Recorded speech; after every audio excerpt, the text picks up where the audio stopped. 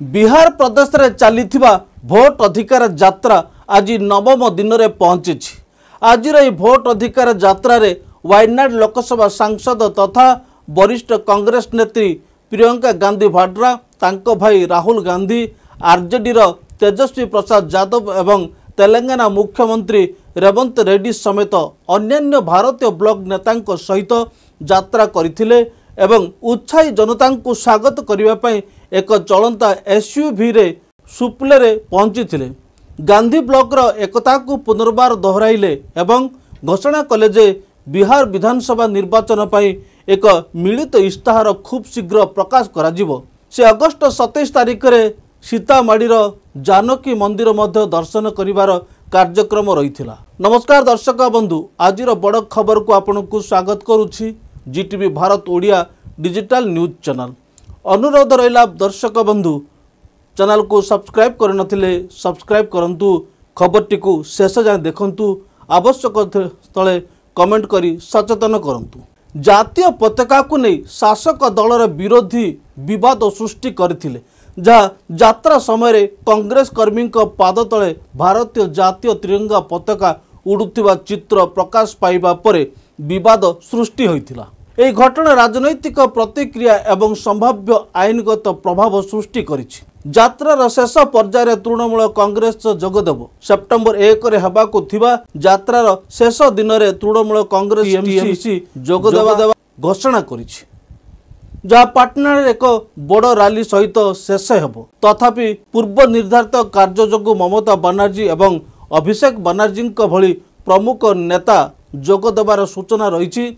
तांको अनुपस्थिति रे मध्य टीएमसी पाटना रे शेष दिनर कार्यक्रम को समर्थन करिवो। भागोगे तो मिट जाओगे, अरे हिंदुस्तान वालों, तुम्हारी दास्तान तक भी ना होगी दास्तानों में। अब मैं युवा दिलों की धड़कन बिहार में नेता विपक्ष श्री तेजस्वी यादव जी को आमंत्रित करता हूं।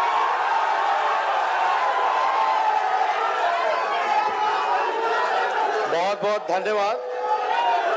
सबसे पहले सामाजिक अधिकार संवाद इस कार्यक्रम के आयोजनकर्ताओं को दिल से धन्यवाद देता हूं।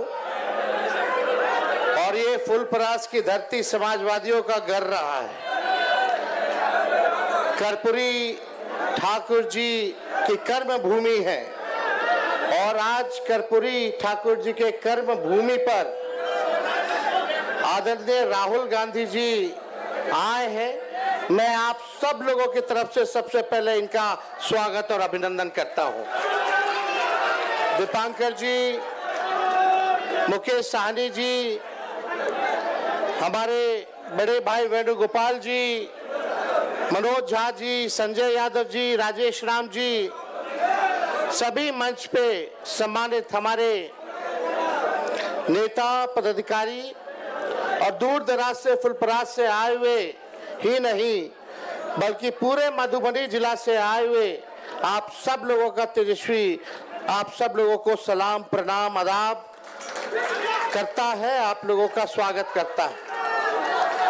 देखिए, ज्यादा कुछ कहना नहीं है, पूर्व में वक्ताओं ने सारी बात जो है विस्तार से बता दी है। हमारा यात्रा किस मकसद से चल रहा है वो आप भी जानते हैं। लोहिया जी कहते थे और लालू जी भी कहते हैं उसको, वोट का राज मतलब छोट का राज।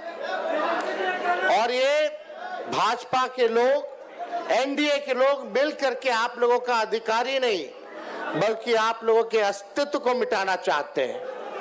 और हम सब लोगों को इस लड़ाई में एकजुट होकर के अपने अपने मत का, अपने अपने वोट का रक्षा ही नहीं करना बल्कि ये बेईमान जो लोग सरकार में बैठे हैं उनको उठा के हम लोगों को फेंकने का काम करना है। सत्ता पलट करना है कि नहीं करना है?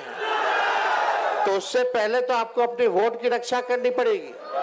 नहीं तो और राज्यों जैसे ये बेईमान जो है वोट की चोरी करते रहेंगे और राज करते रहेंगे। इसलिए हम लोग बोलते हैं, तख्त बदल दो, ताज बदल दो, बेईमानों का राज बदल दो।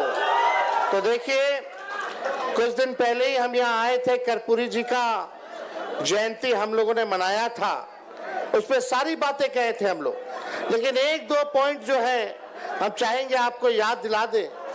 हम लोगों की कर्पूरी जी ने सबसे पहली बार जो है आरक्षण दिया, उसके बाद लालू जी की सरकार बनी, लालू जी ने सामाजिक न्याय कर्पूरी जी के काम को जो है आगे बढ़ाकर आरक्षण बढ़ाया। राबड़ी देवी जी की सरकार बनी, उससे ज्यादा आरक्षण बढ़ाया, और जब हम लोगों की 17 महीने की महागठबंधन की सरकार बनी तो सबसे ज्यादा आरक्षण हम लोगों ने दिया, और 65% आरक्षण हम लोगों ने बढ़ाया, टोटल 75% EWS को मिला करके।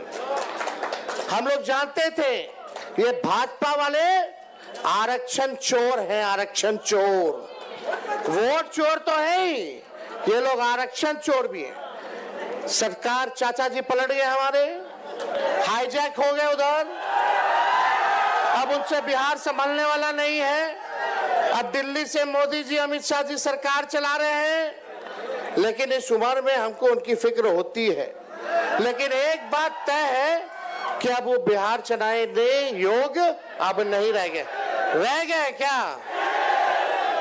तो आप लोग समझो कौन चला रहा है सरकार? भाजपा, RSS। अब आप लोगों को तय करना है कि नेहरू जी, BP मंडल, तेजस्वी जी, भट्टाचार्य जी,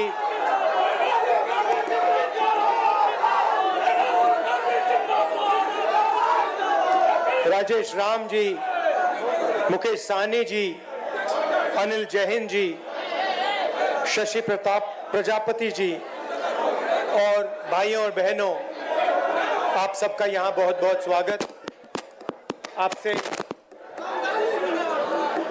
आपसे माफी चाहता हूँ कि इतनी गर्मी में आपको यहाँ बैठा दिया है। ये शामियाना भी बंद था बिल्कुल।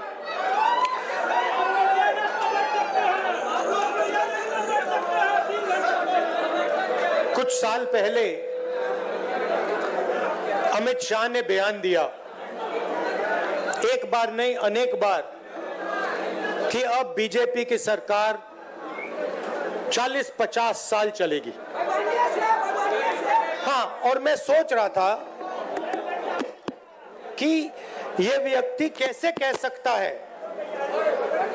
इसको कैसे मालूम कि बीजेपी की सरकार 40-50 साल चलेगी। हम सब राजनेता हैं, जनता क्या करेगी, जनता के दिल में क्या होता है, जनता ही जानती है। तो ऐसा बयान देना कि अब हमारी सरकार 40-50 साल चलेगी, ये अजीब सा बयान है। और उस टाइम मैंने सोचा था कि इसको कैसे मालूम कि 40-50 साल के लिए सरकार चलेगी। और अब सच्चाई पूरे देश के सामने आ गई है। वो ये बात इसलिए कह सकते हैं कि वो वोट चोरी करते हैं, और ये चोरी इन्होंने अभी नहीं चालू की। मैं आपको बता रहा हूं, एक दिन ये आएगा बाहर। ये चोरी सालों से हो रही है, ये चोरी। खबर टी शेष जाए देखि आपको धन्यवाद। पुणी देखा अन्य एक खबर में, से समय पर्यंत विदाई नौछि। नमस्कार। चुन चुनकर ये लोग स्टेट जीतते हैं और हरवाते हैं। और ये बात मैं नहीं कहता था, क्योंकि मेरे पास सबूत नहीं था, क्योंकि मैं आमतौर से ऐसे मंच पर मैं झूठ नहीं बोलता हूं। मैं वही बोलता हूं जो सच है, जिसके बारे में मुझे पूरी जानकारी है। इसलिए मैंने बहुत सालों, मुझे लगा और आप सबको भी लगा,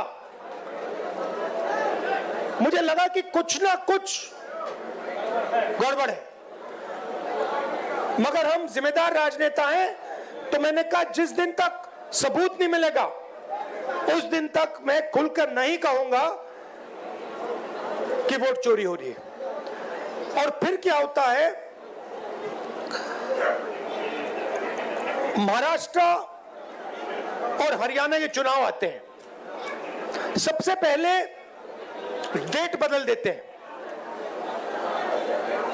चुनाव की डेट बदल देते हैं। जो इलेक्शन कमीशन को चुनने का तरीका है, मैं मोदी जी के साथ बैठा हूं, मैं आपको बताता हूं चुनने का क्या तरीका है। चुनने का तरीका है, प्रधानमंत्री डिसाइड करता है इलेक्शन कमिश्नर कौन बनेगा। वहां पे विपक्ष के नेता को बैठा देते हैं, वो सीधा कहते हैं भैया हमें लग रहा है कि इस आदमी को बनना चाहिए, विपक्ष का नेता रोक नहीं सकता। फिर 2023 में, भैया शांत हो जाए, 2023 में बीजेपी ने एक नया कानून बनाया। क्या था कि इलेक्शन कमिश्नर पर कोई केस नहीं लगाया जा सकता है। आप सोचिए, हिंदुस्तान के सब नागरिक पर केस लगाया जा सकता है। आप कुछ गलत करो, पुलिस आ जाएगी, एफआईआर हो जाएगा। 2023 तक इलेक्शन कमीशन और इलेक्शन कमिश्नर पर केस किया जा सकता था। 2023 में छुपे छुपे बीजेपी ने कानून बदला। नया कानून कहता है कि इलेक्शन कमिश्नर पर कोई जुडिशियल कार्रवाई नहीं की जा सकती, कोई केस नहीं लगाया जा सकता। अब आप पूछिए अपने आप से कि ये कानून क्यों बनाया गया? चोरी करवाने के लिए, कि ये लोग बिना डरे चोरी कर पाए।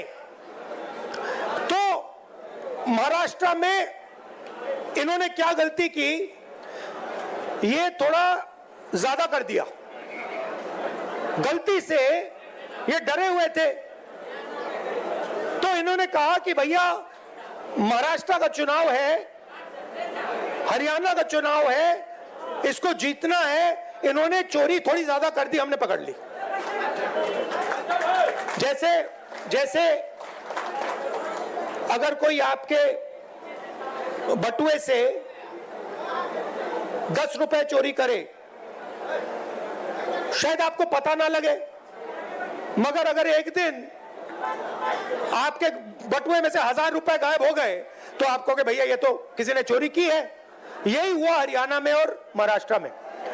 महाराष्ट्र में आप सुनिए, महाराष्ट्र में लोकसभा में हमारी पार्टी जीतती है, स्वीप करती है, ज्यादा से ज्यादा सीटें महाराष्ट्र में हमारा गठबंधन जीतता है।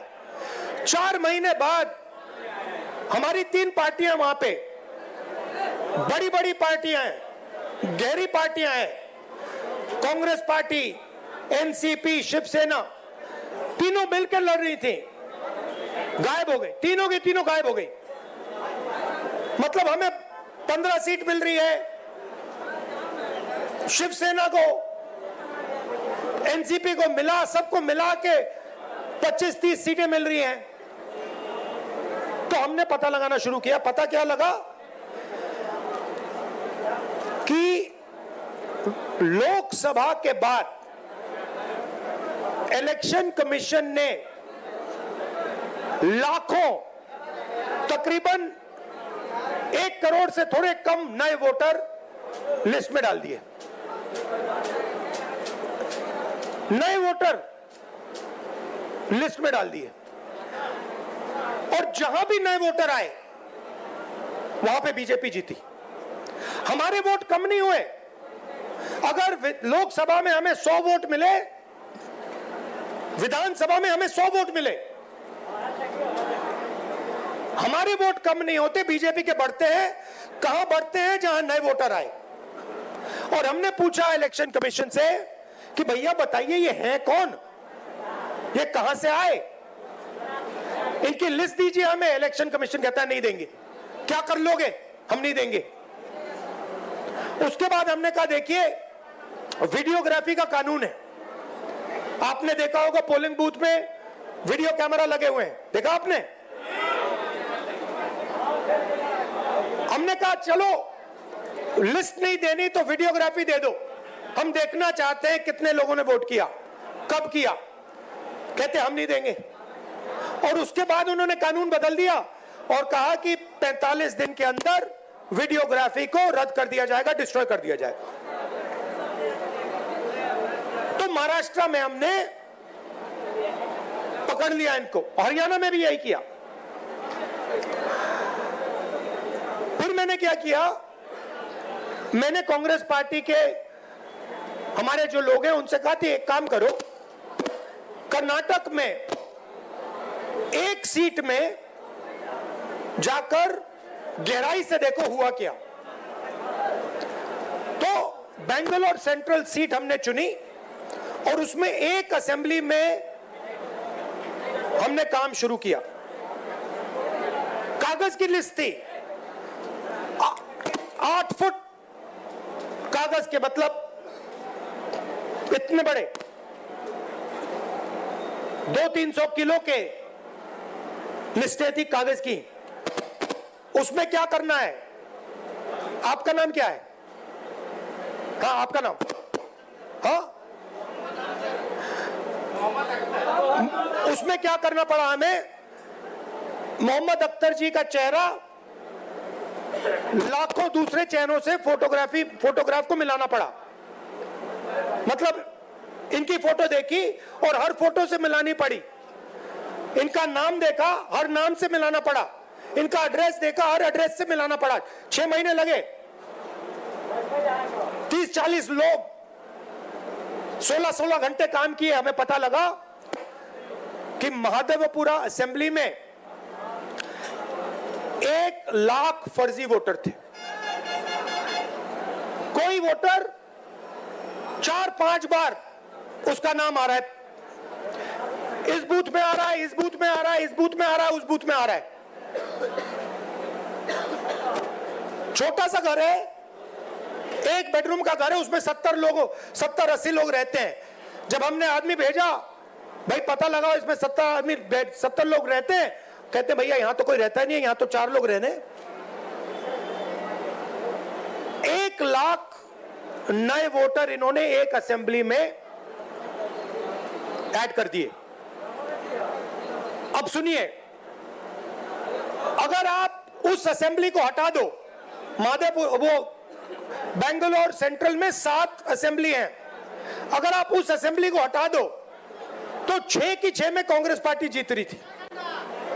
अगर आप वो एक असेंबली जोड़ दो, वो जो 1 लाख वोटर ऐड किए वो सारे के सारे बीजेपी को गए और बीजेपी लोकसभा जीत गई। अब हमने प्रेस कॉन्फ्रेंस की, देश के सामने, दुनिया के सामने, और दूध का दूध, पानी का पानी हो गया।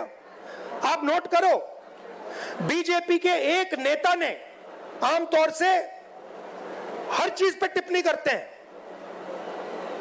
मेरे प्रेस कॉन्फ्रेंस पे बीजेपी के एक नेता ने बयान नहीं दिया, मोदी जी ने एक शब्द नहीं बोला, अमित शाह ने एक शब्द नहीं बोला। जब चोर को पकड़ा जाता है, चोर बिल्कुल चुप हो जाता है। जब पुलिस वाले उससे पूछते हैं क्या किया, बिल्कुल चुप हो जाता है, कुछ बोलता नहीं हो, क्योंकि जानता है कि भैया पकड़ लिया, फंस गया। तो ये हुआ है। अब वोट का क्या मतलब है?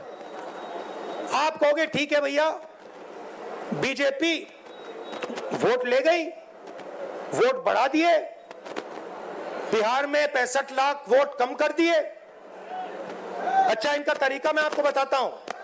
ये क्या करते हैं, ये 65 लाख वोट कम करेंगे और फिर 65 लाख वोट जोड़ेंगे, ये इनका गेम है।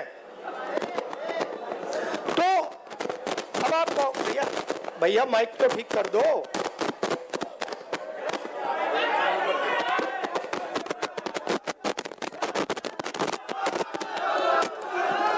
Hello, just get me. ये भैया कह रहे हैं कि हिल रहा है इसलिए बाइक नहीं चल रहा। भैया ये बिहार की क्या हालत है कि मेज हिल रही है तो माइक नहीं चल रहा। तो अब आप कहोगे ठीक है भैया इलेक्शन चोरी कर रहे हैं, तो क्या हुआ मैं आपको बताता हूं। देखिए इस संविधान में लिखा है कि हिंदुस्तान के हर नागरिक को एक वोट मिलेगा, 2 नहीं मिलेंगे, 5 नहीं मिलेंगे, आधा नहीं मिलेगा, 1 मिलेगा। मतलब अगर दलित है, ईबीसी है, पिछड़े वर्ग के हैं, मुसलमान हैं, हिंदू हैं, जो भी हैं, 1 वोट मिलेगा, 2 नहीं, आधा नहीं। अंबानी जी का जो बेटा है उसे उतने ही वोट मिलते हैं जितने देश के सबसे गरीब बच्चे को मिलते हैं, 1। और वोट को सबसे ज्यादा किसको जरूरत होती है? आप क्या सोचते हो? अंबानी जी को वोट की जरूरत है? कोई फर्क पड़ता है उनको? वोट डाले ना डाले कुछ फर्क नहीं पड़ता। बैंक के दरवाजे उनके लिए खुले हैं, कर्जा माफ उनका खटाखट होता रहता है। उनका बच्चा कहता है भैया मुझे बिजनेस करना है, 2 मिनट में बिजनेस कर सकता है। वोट किसको चाहिए? वोट हिंदुस्तान के गरीब लोगों को चाहिए, क्योंकि इसके बिना आपके कोई अधिकार नहीं है। आजादी से पहले जब आपके पास वोट नहीं था, कोई अधिकार नहीं था। दलितों को कहा जाता था कि भैया आपको हम छुएंगे नहीं, आप यहां अपना चेहरा नहीं दिखा सकते। पिछड़ों को कहा जाता था कि भैया आपकी कोई जगह नहीं है, सरकार में कोई जगह नहीं है, शिक्षा के सिस्टम में कोई जगह नहीं है।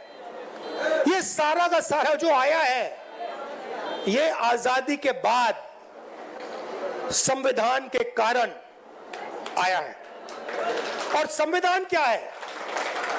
अगर जिस दिन आपने वोट खत्म कर दिया उस दिन इसका कोई मतलब नहीं रहता है। जो इसमें जो शक्ति है ये किताब नहीं है, ये हिंदुस्तान की शक्ति है, हिंदुस्तान की आत्मा की शक्ति है। वो शक्ति इसमें कहां से आती है? वोट से आती है। वोट निकाल दिया तो जो भी इसमें लिखा है उसका कोई मतलब नहीं है, क्योंकि शक्ति नहीं है उसमें, पावर ही नहीं है, दम ही नहीं है। दम वोट से आता है। अब मोदी जी ने पहले कहा, याद रखिए ये जो आरएसएस के लोग हैं ये तिरंगा को सैल्यूट नहीं करते थे, ये नहीं करते थे। अभी खड़े हो जाते हैं ऐसे, मगर दिल अंदर दूसरा करता है, क्योंकि ये जानते हैं कि ये जो किताब है ना, ये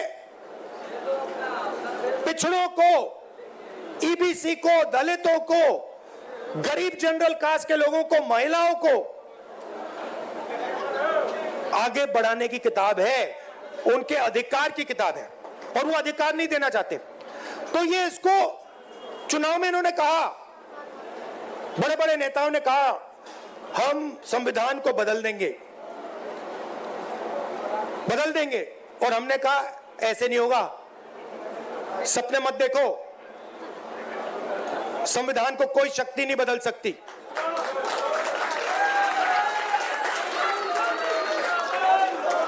मगर हमें यह नहीं मालूम था, शक था मगर सबूत नहीं था कि ये इसको खत्म करने में लगे हुए हैं, क्योंकि ये वोट चोरी कर रहे हैं। तो हम आके यहां भाषण देंगे, मैं भाषण दे रहा हूं और मैं कहना चाहता हूं जो तेजस्वी जी ने कहा, अंबेडकर जी का सपना, गांधी जी का सपना, कर्पूरी ठाकुर जी का सपना, उसको पूरा करना चाहते हैं। मगर अगर वोट नहीं है उसको कोई मतलब नहीं है। हम यहां जितने भी भाषण करना चाहें हम कुछ नहीं कर पाएंगे अगर वोट नहीं है। मैंने भाषणों में कहा भैया 50% की जो दीवार है रिजर्वेशन की, उसको हम तोड़ देंगे, बिना वोट के नहीं तोड़ सकते, सवाल नहीं उठता। हम मतलब भाषण देते रह जाएंगे।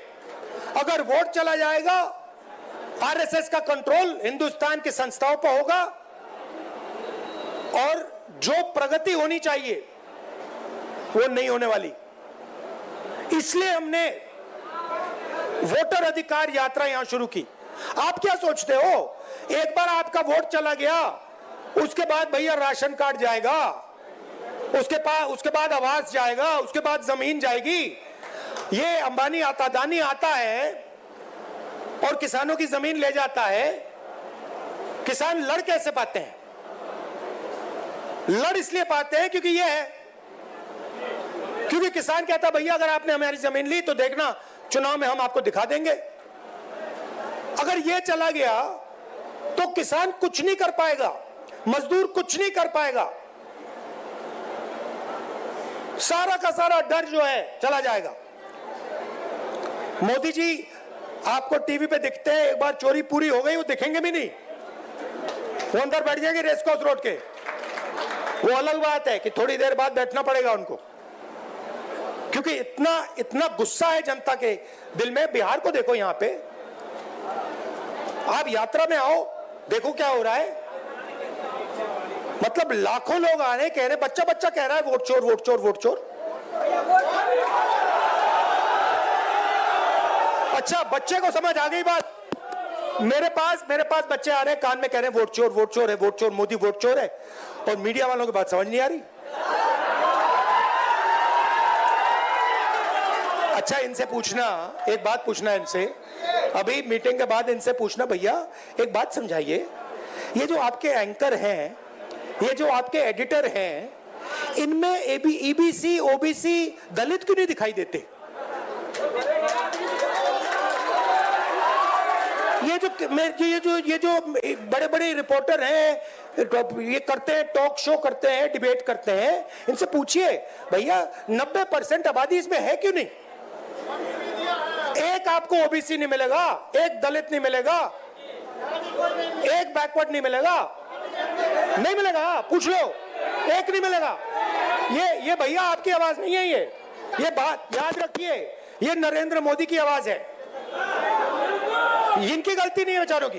देखिए, इनको सैलरी लेनी है, इनको बच्चों को स्कूल भेजना है, इनकी गलती नहीं है, इनके मालिकों की बात कर रहा हूं, इनकी मजबूरी है बेचारों की, है ना। तो देखिए, मैं आपको बताता हूं,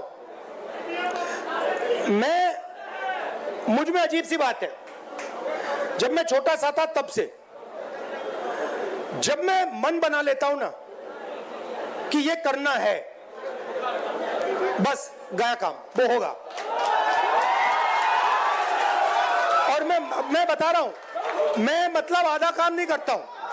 मैंने कहा था कि जमीन अधिग्रहण बिल होगा, आधी कांग्रेस पार्टी खिलाफ खड़ी हो गई थी, मैंने कहा भैया आप करो जो करना है, ये होगा, मैंने करवा दिया। तो मेरा कहना है, एक बात आप लोग समझ लीजिए कि 90% जो लोग हैं, तकरीबन 50% बैकवर्ड कास्ट में आते हैं, उसमें ईबीसी है, ओबीसी है, तकरीबन 15% दलित हैं, उसमें महादलित भी हैं, तकरीबन 15% माइनॉरिटीज हैं। नहीं, बिहार की बात नहीं कर रहा हूं, देश की बात कर रहा हूं। और आदिवासी तकरीबन 9%। सबको जोड़ लो 90% हो जाता है। और मुझे क्या दिख रहा है कि इस देश में 90% को कुछ मिलता ही नहीं है। आप देखते रह जाते हो। तो आने वाले समय में जो 90% है, उसको राजनीति में, हिंदुस्तान के इंस्टीट्यूशंस में, सारी जगह भागीदारी मिलनी होगी।